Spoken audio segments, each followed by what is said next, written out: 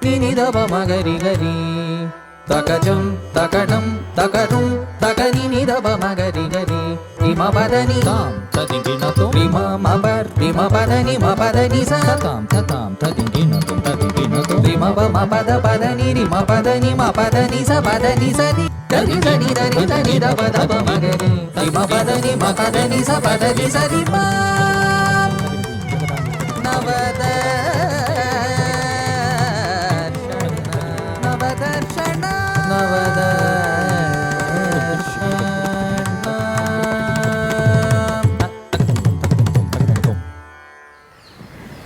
Namaskaram. Is it possible to learn or teach Abhinaya without necessarily going into a composition? The common practice till now is, whenever we teach Abhinaya, we address it directly through a composition. Whereas in Nritta or pure dance, there is a codified structure of learning, where we start by training the body in the very basic steps or movements, go into more complex combinations, and only then do we start learning a composition. But in Abhinaya, we learn the technique of Abhinaya during the course of learning a composition. So, can we learn Abhinaya in a codified, structured way outside of learning a composition? Yes, it is possible. And that is what we're going to be dealing with in these sets of modules.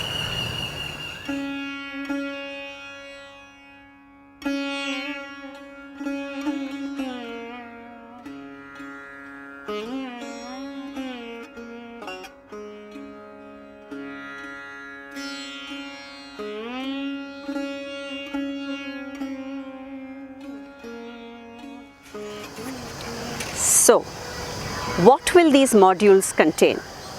We will start with the smaller components or building blocks that will help the student face a composition with a better understanding of technique. And what are these building blocks for Abhinaya? In any language, you first learn the alphabets, then you learn the grammar, and only then you learn how to use the language effectively for communication, isn't it? And Abhinaya is a language. In a conversation, when I speak to you, you need to understand the words I am saying, isn't it? What forms the words in Abhinaya are the movements of the different parts of the body, the torso, the head, that are used for communication. For example, the eyes, the eyebrows, the head, the lips, the neck, the shoulders, etc. These are our basic tools that carry potential for meaning. So, we start by learning how to use the different parts of our body, what we call the angas, upangas, pratyangas. We understand the range of possible movement. We start to understand how to practice using them in different ways to convey simple meaning. We also learn how, when you change the use of these tools, the meaning of what you convey changes. So slowly you learn and understand how to communicate effectively. So then we move to understanding the method of using these tools effectively. For this, we have some basic principles or techniques like focus of the eyes, projection, sustaining an emotion, intent, directing the gaze of the audience, etc.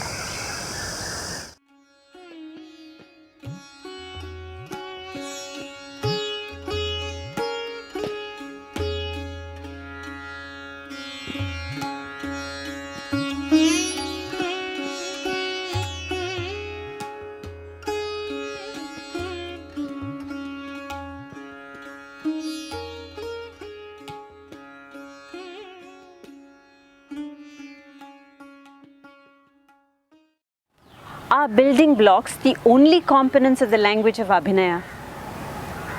Knowing the words are not enough for us to speak in that language. we have to know certain basic rules of how to bring these words together to form sentences, how to string these sentences together to form an effective story. This is called visualization.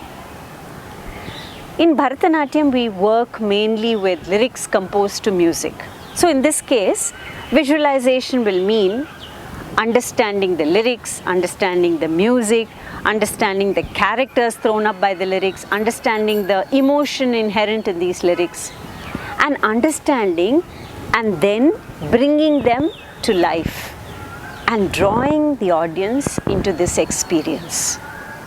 So the training then expands into how to construct a visual sentence, which is very different from a spoken sentence or a written sentence.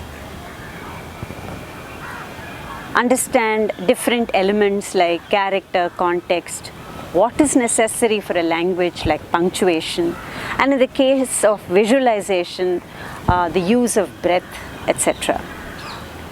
And most importantly, to train the imagination, which is really the bedrock on which visualization stands. Once you are aware and familiar with these different components, is one fully ready to handle a composition? Abhinaya is a language. It's not a formula where you're given the rules, you plug it in, and then generate a result. These set of modules is about introducing the student and the teacher to a way of thinking about Abhinaya. You then have to build on it. Nothing in art is a ready-made solution. Art is individualistic. That is the beauty of art, isn't it? So recognizing this, in addition to the main set of classroom sessions that will be offered to you as learning tools, we'll also have supporting material that will allow a personalized component to enhance the learning process.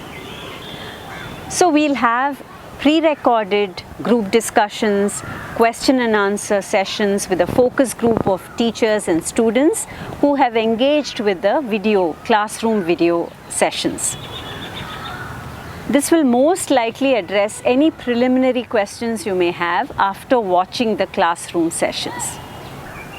I'll also be having live interactive sessions with you to expand the discussions and to help you use the tools more effectively.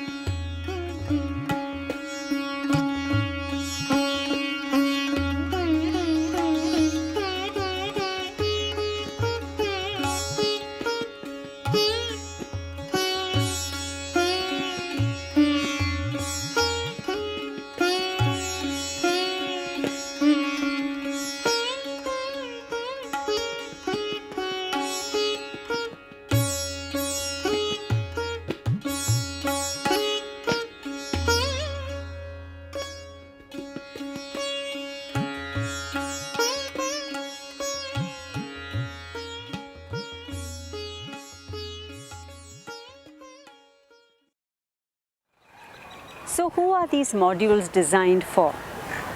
This approach of learning Abhinaya in a structured manner is designed to help all early learners of Abhinaya, irrespective of age, and certainly teachers who teach Abhinaya. This whole exercise is about analyzing the process of Abhinaya, which in turn helps you understand what you're doing as a dancer and also enhances your understanding for effective communication. So therefore, this is something that may be of interest even to those among you who are experienced artists. Is this only for Bharatanatyam dancers? I have of course been trained in the classical style of Bharatanatyam, and Abhinaya is a very integral component of Bharatanatyam. But the technique that I have been trained in is not specific to or limited to be used only in Bharatanatyam. What this technique fundamentally teaches you is to build your imagination. It does not depend on a specific way of movement, on specific hand gestures, or any specific genre of communicative art. There are no rigid rules of how you should move, the hand gestures that you should rule, a rigid or a specific grammar of movement, etc. There are no rigid do's.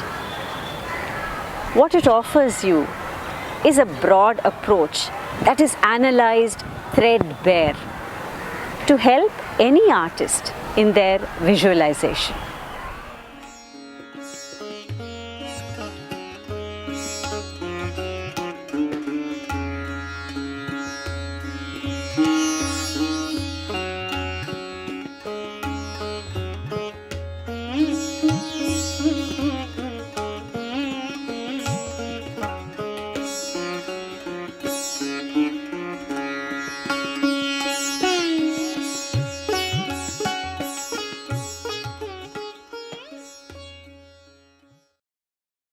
So, this set of modules is about introducing students and teachers of Abhinaya to a systematic, well-structured way of thinking about Abhinaya.